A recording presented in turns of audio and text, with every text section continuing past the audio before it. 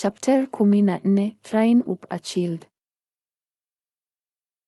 Wanyenyekevu returned home after 3 weeks and was met with open arms. How was your vacation, said Obe. Wanyenyekevu talked about it. He never considered it a vacation, but he guessed it was. It was beautiful, and look. We brought back souvenirs. Pointing to Fireball and Ite. Hyenas? Jome smiled Jala. Jala just smiled. What? The following year, the puppies grew and started having pups. They moved them to a section where they could feed off the land where no one wanted to live. Rattlesnakes, Gila monsters, prairie dogs, coyotes, javelinas, jaguars, bighorn sheep, and jackrabbits were plentiful for them. Jala and Anaya trained their hyenas in their martial art forms and slowly created a battalion of their own, composed of men, women, and children. All had gifts accordingly. Wanyenyekevu's work around the house and his duty as a council member and commander-in-chief put great demands on him. Spending time with Queen seemed impossible, so he instructed the eldest children to teach his youngest so he could spend time with Queen. Jala and Anya were happy with the idea and began as soon as possible. At the same time, Wanyenyekevu enjoyed Queen because she, too, was frustrated with the idea of them not seeing each other. They both started acting like Higgs-Chol sweethearts, and the entire town saw it. Wanyenyekevu wrote a poetry of love to her, Lock and Key.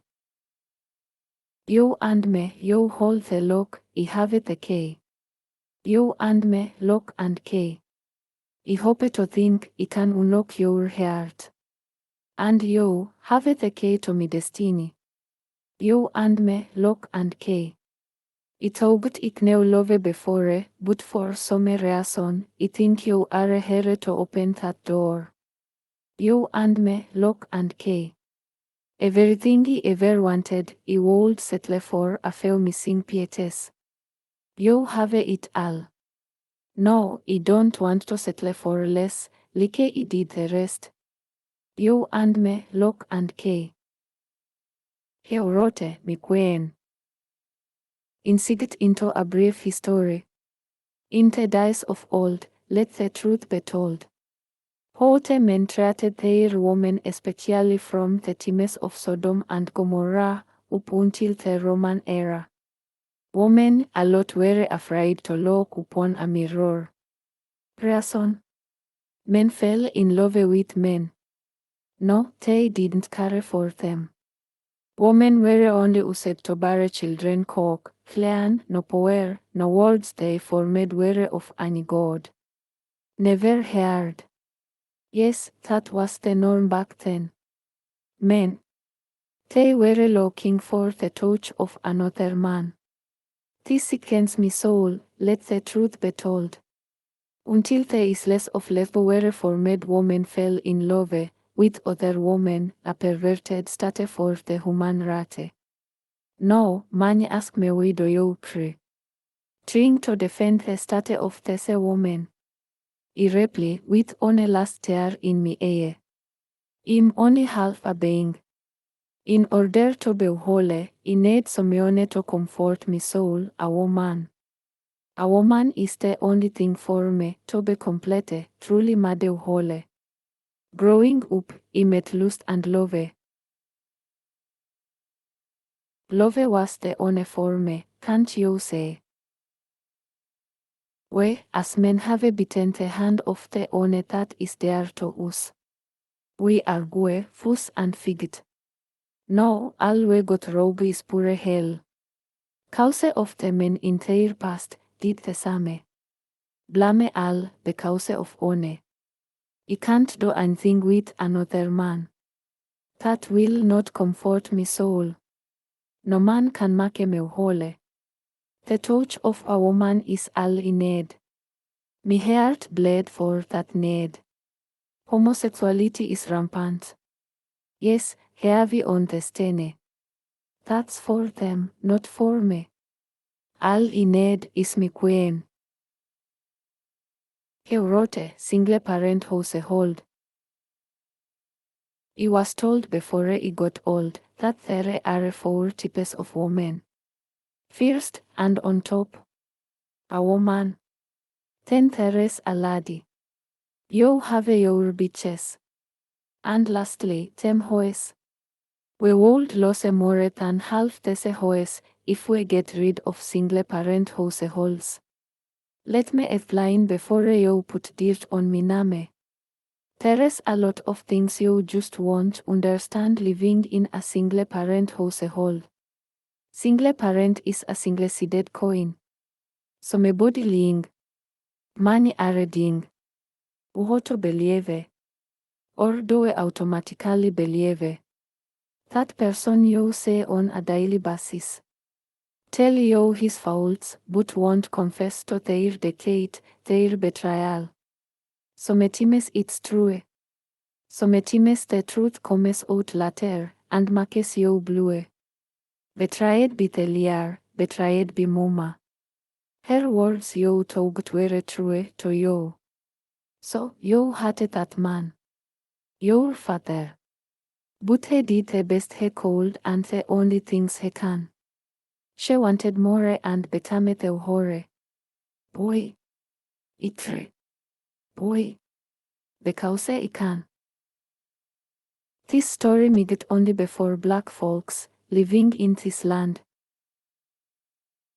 This is not all, but it's for more than a few. Who do what they do. Let me get back to the classifications at hand. Just found out many women like to classify themselves just as bitches. And therefore ain't no more. They say it's only one. That can't be no fun. Here is my definition of a woman. Understanding the situation and act accordingly. No nagging. No complaining, get the job done, because it affects the family. It affects you and me. Our family. Then there's a lady. She's young. Single. And looking for a perfect candidate. She's feminine, friendly, but be aware of the bitches. A bitch as neat, this motherfucker got more strength and got control over all the men. She knows the game and she's playing chess to our checkers. So, I'll say no more. And lastly, the hoe. Simple. Anything goes. This shit comes from me soul. This shit called single parent household. Look at it, it's listed on your taxes. Another retail for shit we be doing. Murder, rape, carjacking. Looking at me kind. Me people. I'll say this a few more times and you will never hear it again in me rhythms. In me rhymes. Those of us who lived in a two-parent household and those of us who lived in a single-parent household can't. Won't understand. If the single parent is a mother, it depends on the outcome. Is she a hard worker? But who's raising the kids? The streets.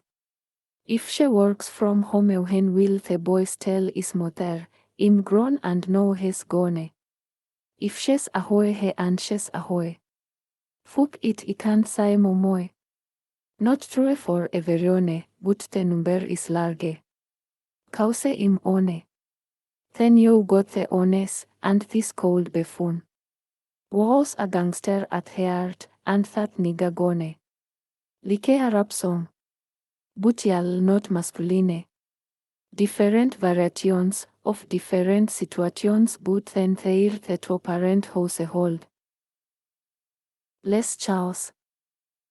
Didn't say none. I said less. There is some kind of structure, morals, and a way to act. A united front is amongst us. Don't get me wrong. There's hoes in that fold.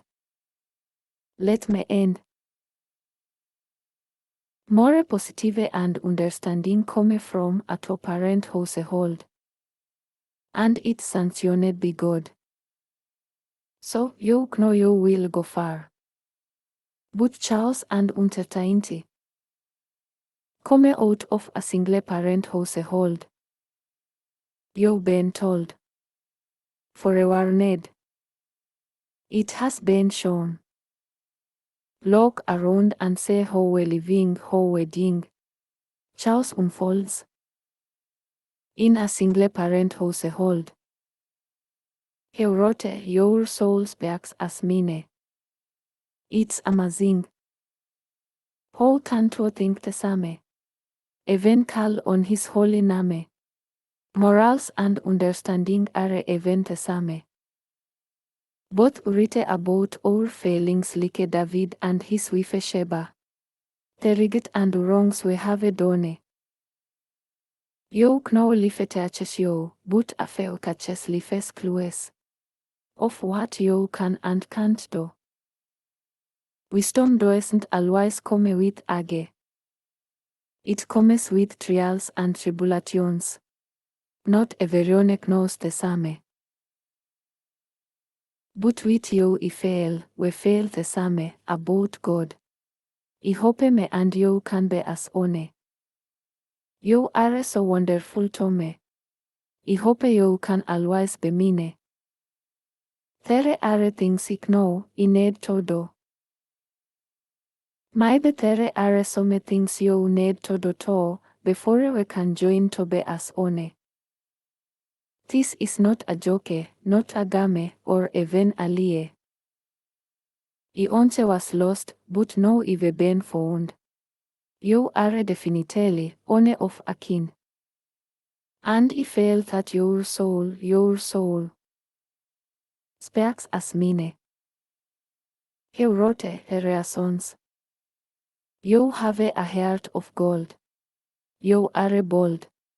You speak your mind and still kind. Supportive, considerate. Show appreciation. A loving mother.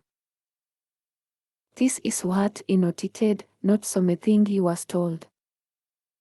Down to earth and cool.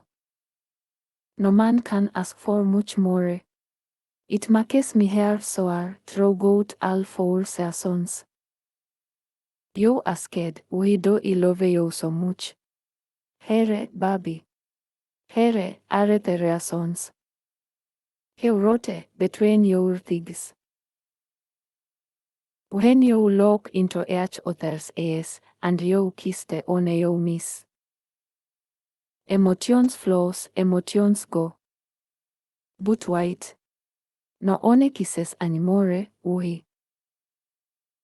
They just want to get between the things and still don't look into each other's eyes. There is no surprise, what we all have between our things. It's a work of art invented by God for God.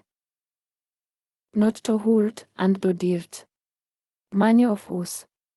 We act as if it's a sin to love. Be in love, make love. Share our love. True. There are some who abuse the word love. I myself can't abuse it, can't misuse it. But in the long run, they were hurt by love, but their love just might have been lost. Why? For their selfish needs. I guess they were confused about the meaning of the word they could be found was nothing more than lust. It's just the opposite of love, believe me, there is a difference. Listen. To take someone's heart, just to get between the things. To make money, to give, or to get money, just to get between the things. To deceive in order to retrieve the precious jewels. The precious gift between the things. Male or female. It's wrong. That's why you sing that song you sing. Knowing money don't believe in love anymore, and lust has taken over. Money die, between the things, be Odysseus sent from on hig. It can hear many of you, no saying. He's just a fool, think he's cool, rethink this mess, with his mind in the gutter. You're wrong, art is just that. Art, and love is just that. Love. It's how you perceive that particular piece of artwork. What is lovely to others, is trash to another. The same token is taken between the things. Question. What if there was nothing between the things? What would be your course of action? Reaction to one another. I'll wait for your reply.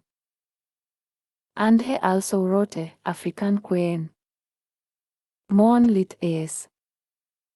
German chocolate skin. Lips of an African queen. This is no lie. Your beauty just might be a sin. Better it the most perfect thing I've ever seen. Yes, the perfect blend. Hard but gentle. Man but kind. How I feel so comfortable when you're on my mind. So relaxing, so smooth, like a raindrop falling on the morning dew. Yes, this is you. Beautiful, beautiful, oh, so beautiful to me. To me African queen of my dreams. Jala was excited to touch her siblings because she loved history like her father, and Anaya loved the arts. They both taught their siblings until they discovered what they loved, and, like a domino effect, Wanyenyekevu and Queen's children became very popular for their wisdom as well. Anaya was convinced that there wasn't any such thing as music genres and talked about some greats. Like Miles Jai, Miles Davis, Grover Washington Jr., and Chester Arthur Burnett, better known by his tag name Howlin' Wolf. She even talked about some of the amazing athletes she admired. Joy Gans became the greatest lightweight boxer of all time back in 1992 when he defeated the former world welterweight champion, Eddie Connolly. He also was the first African American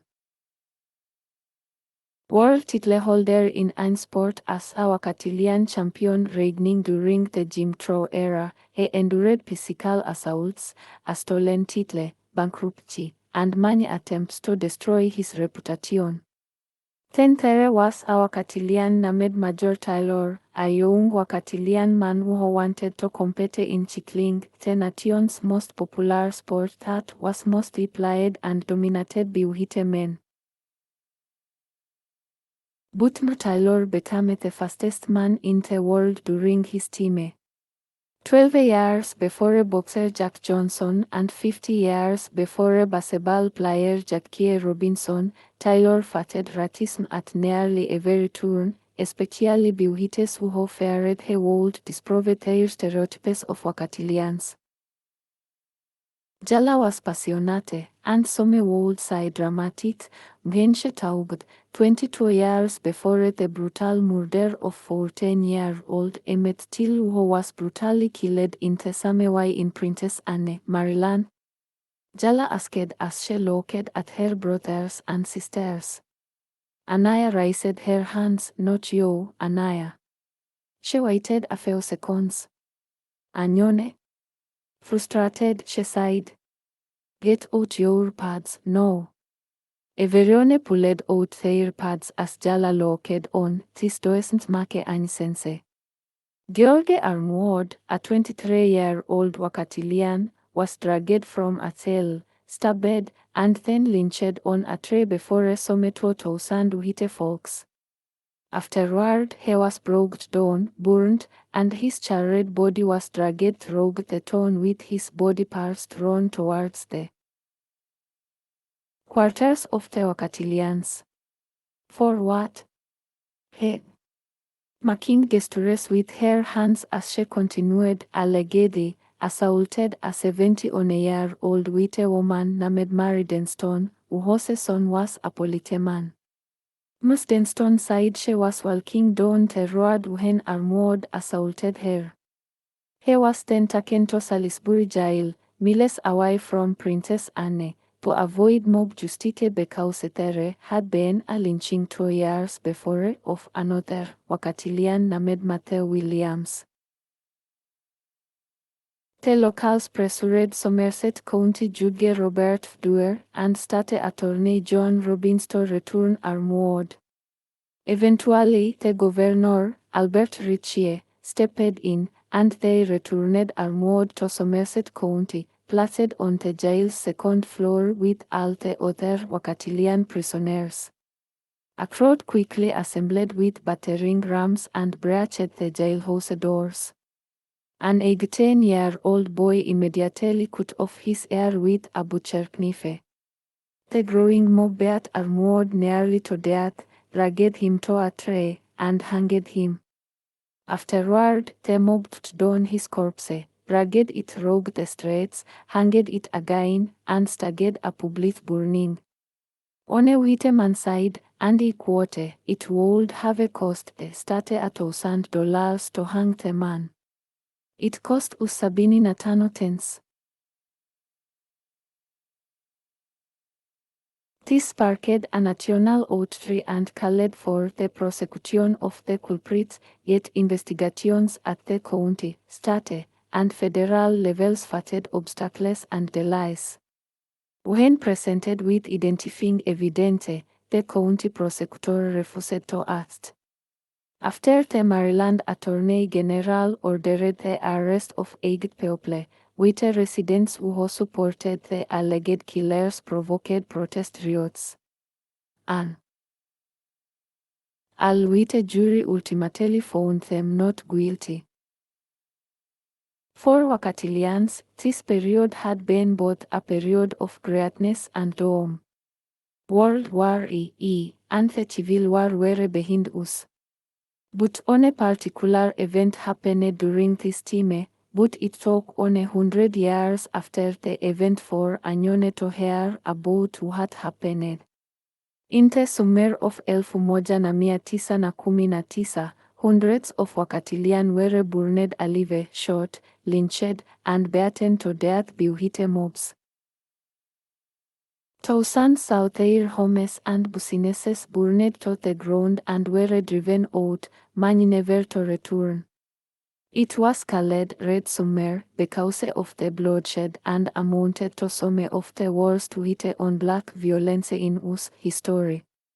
Beyond the lives and family fortunes lost, it had far-reaching repercussions, contributing to generations of black distrust of white authority.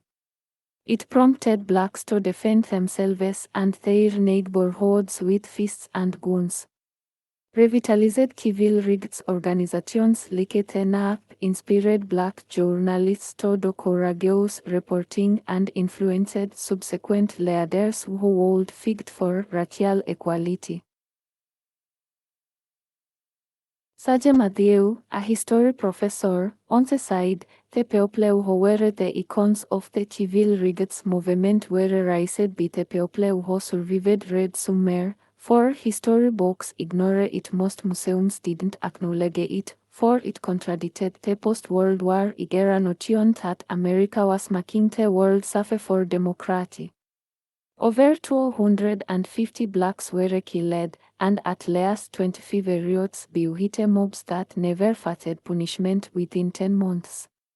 Historian John Hope Franklin called it the greatest period of interracial strife the nation has ever witnessed.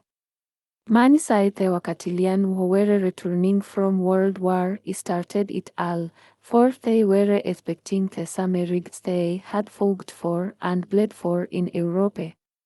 Wakatilians were moving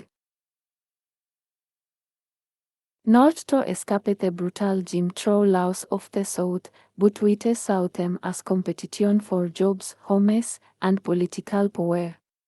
Ethnic cleansing was the goal of the White Reuters, said William Tutle, a retired professor of American Studies and author of Ratteriot, Chicago in the Red Summer of 1919. He said, and I quote, "They wanted to kill as many black people as possible and to terrorize the rest until they were willing to leave and live someplace else." The violence didn't start nor did it end in 1919.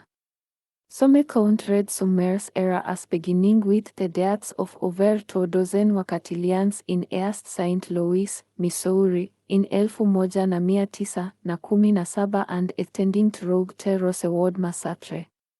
At least 1,122 Americans were killed in racial violence over those 6 years. In 1919 alone, violence erupted in places like New York, Memphis, Tennessee, and Philadelphia, just to name a few.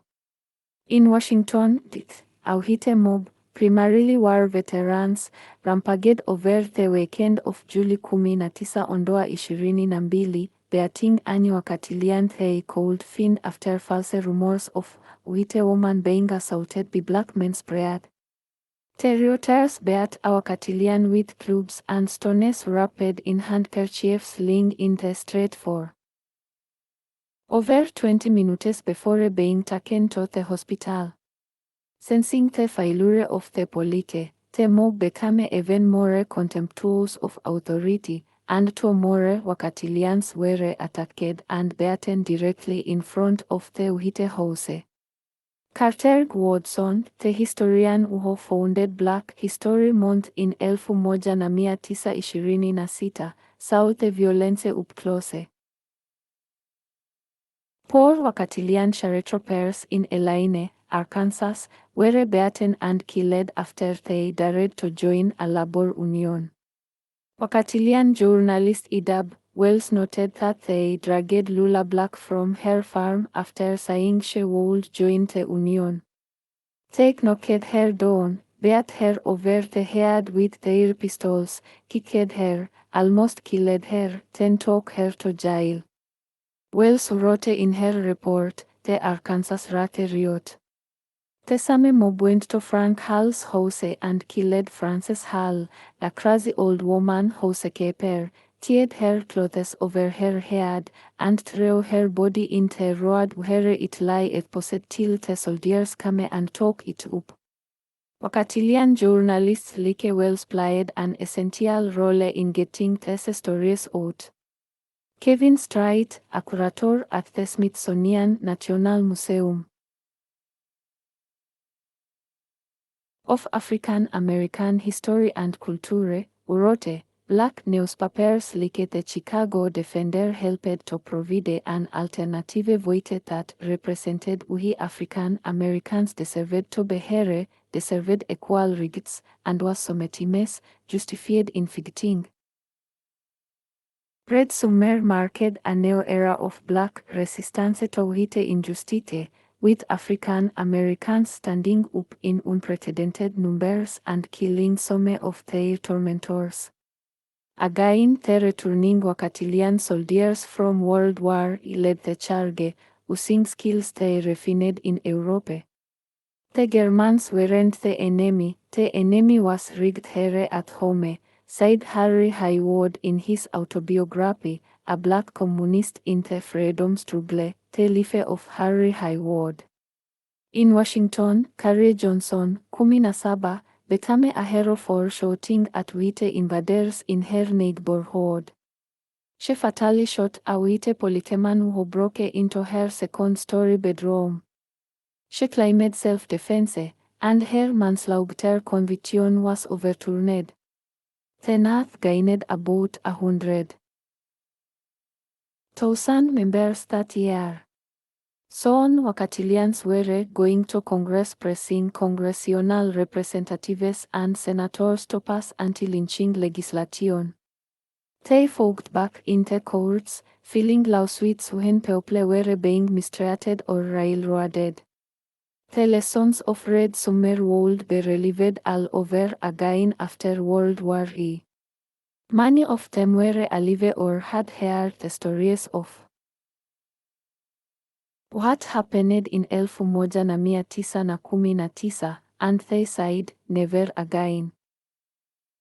Jala got mad at Aboksegun for he didn't seem interested in anything she said as he started into spate.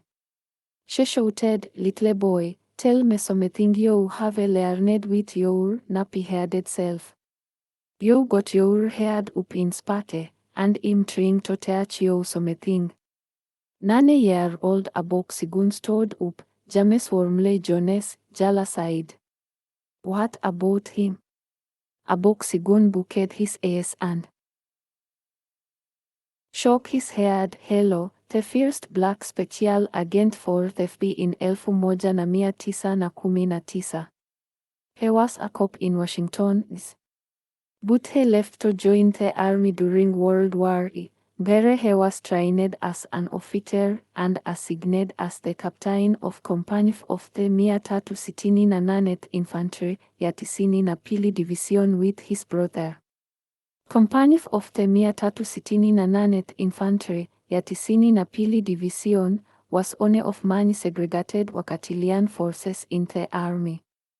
They were sent to Europe and fought in France, near the Belgium and German borders.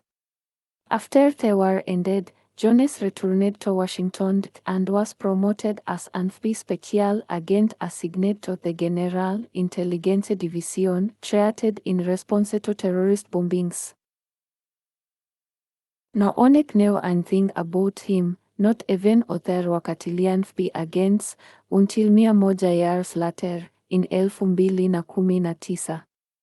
Hundreds of Wakatilian special agents have followed in his footsteps, including the first female Wakatilian, Sylvia Mathis, who joined the special agent ranks in 1976.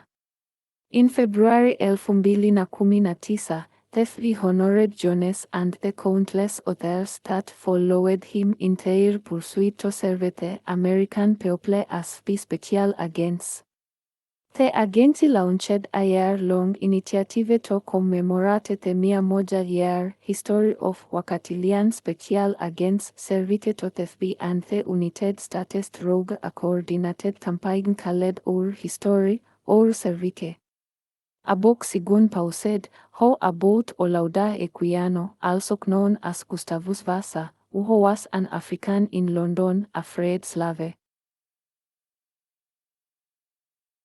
who supported the British movement to end the slave trade. Jala stopped him. You proved your point, you may sit down.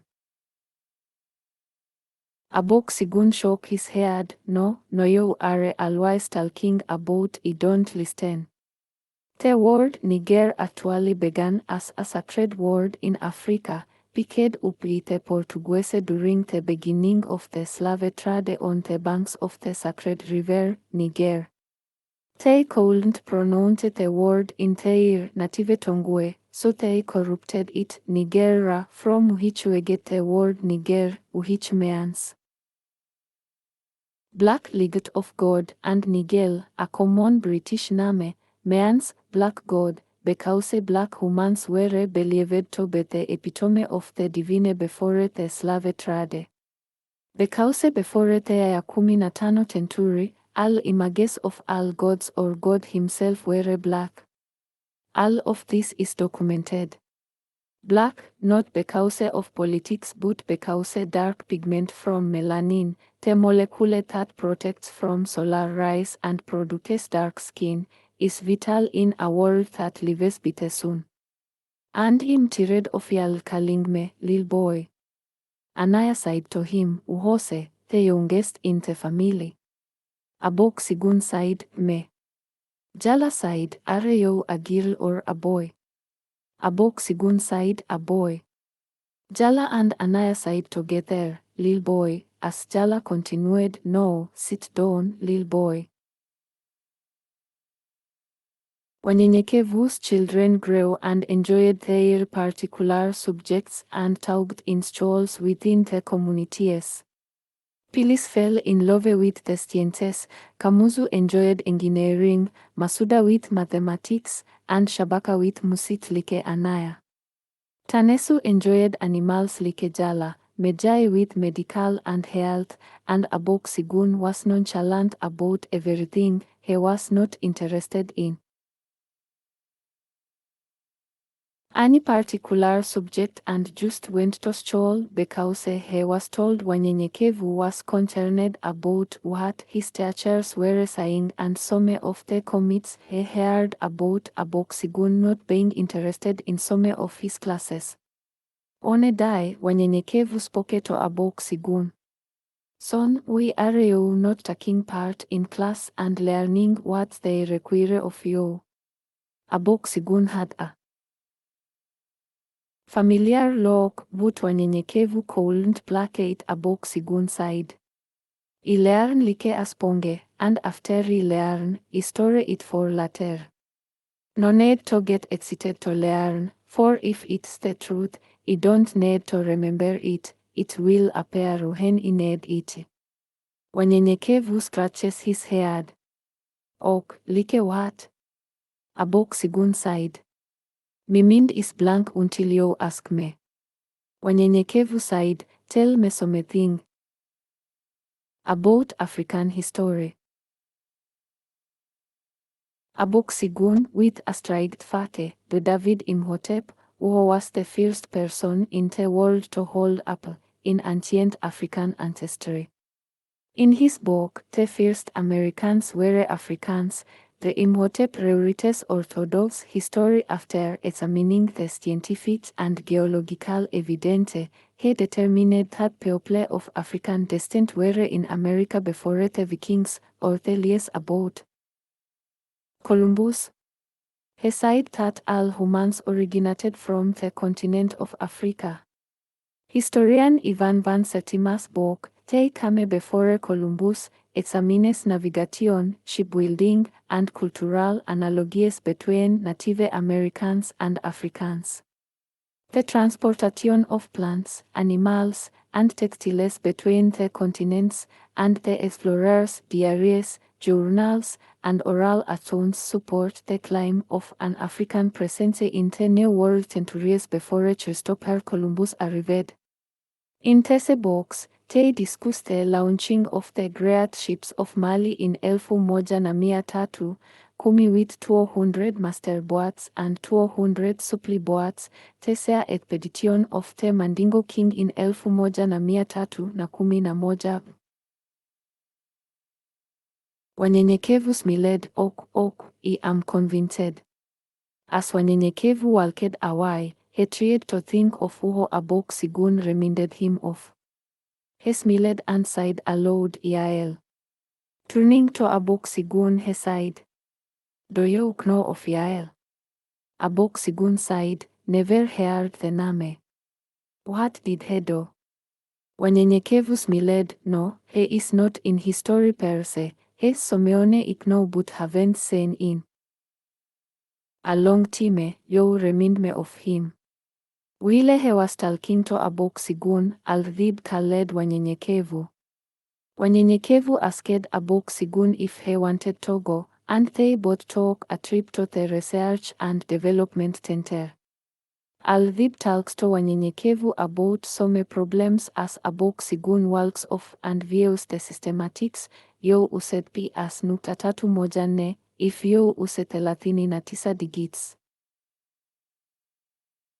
Nukta 3111595358997932436. Aldhib sighed, Tre is enough, but Abok Sigun kept talking. 264332379502884288 instead of the 3 digits, you will come closer, and the errors later. The entire number will fit this problem that a small fractional part means a lot. Then recheck your calculations for the residence and capacitance.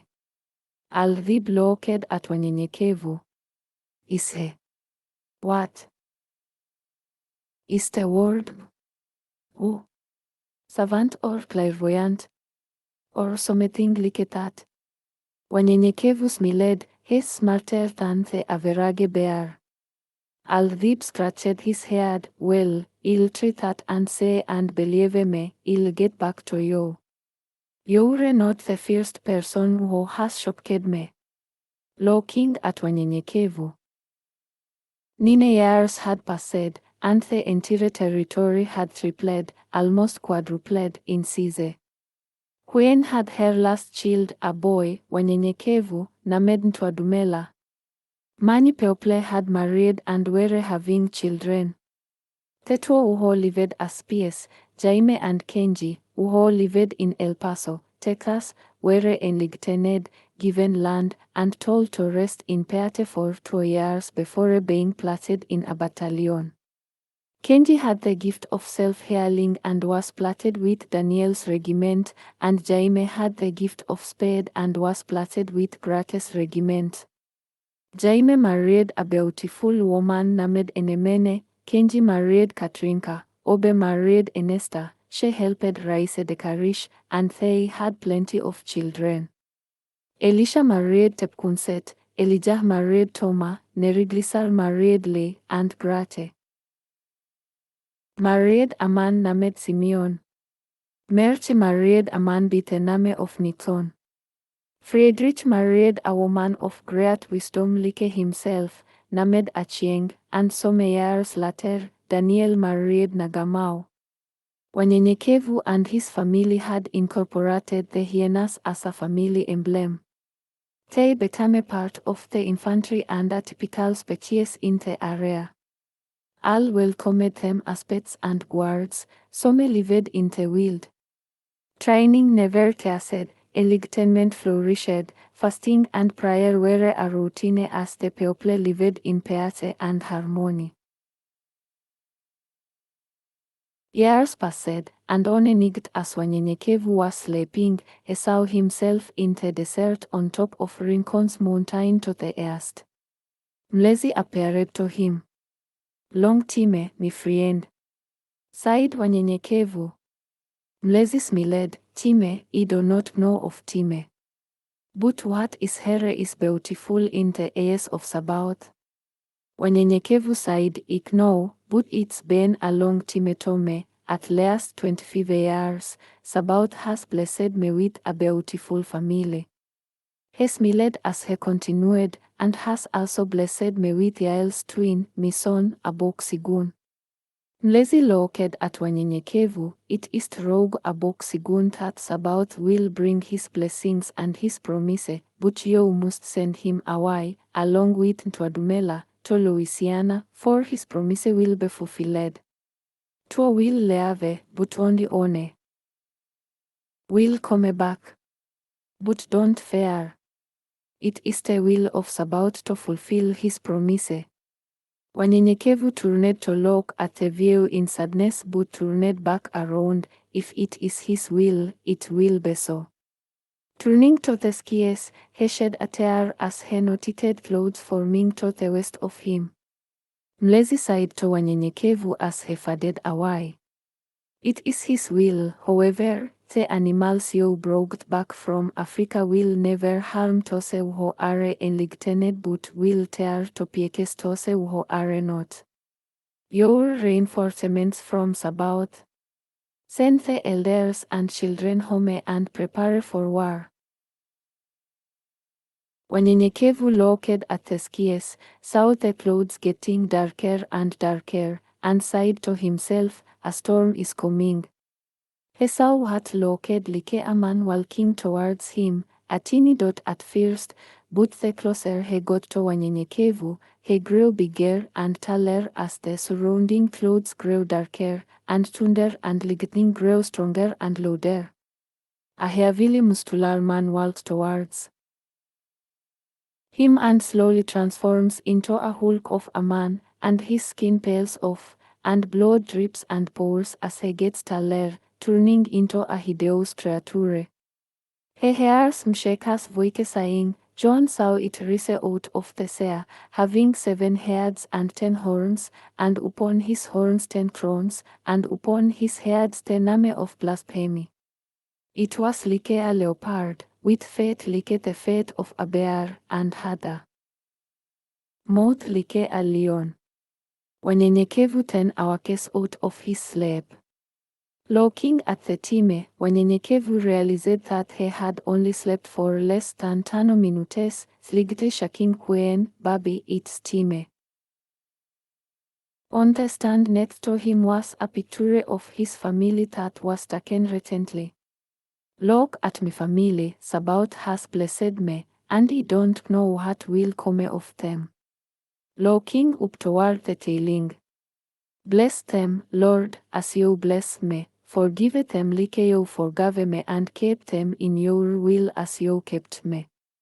Taking the picture out of the frame, Jala and Anaya are now 24 years old, Pilis is now 23 years old, Kamuzu is 22, Masuda and Shabaka are 20, Tanesu is 18, Mejai is 17, Aboksigun is 14 and Twadumela is 10. Wanyenyekevu calls out, Mikween, he rubs the picture and repeats it, Mikween. Awaken rubbing her eyes, she hears him call her name. Yes. Wanyenyekevu wipes the tears from his eyes. Baby, it's time. We must send all the elders and Tose under 15 to mihometon until the war ends. When woke up. War. Wanyenyekevu shook his head.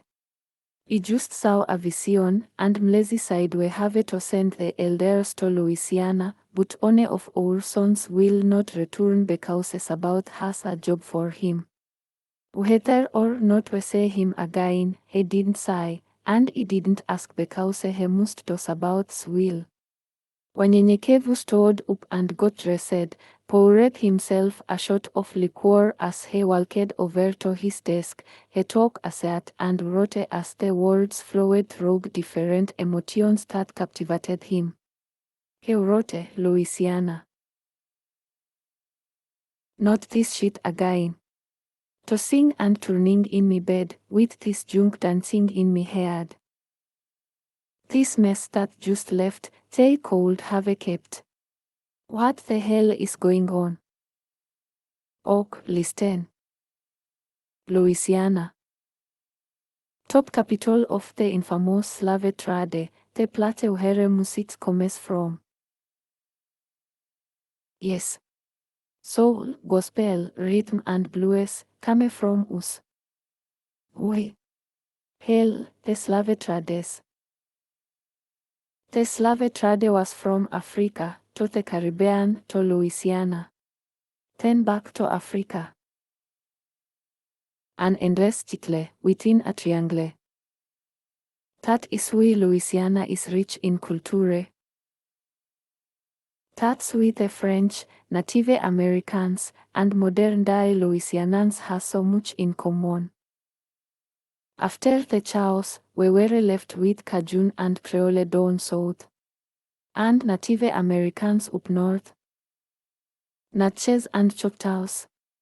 However, many left the south throughout those 400 years.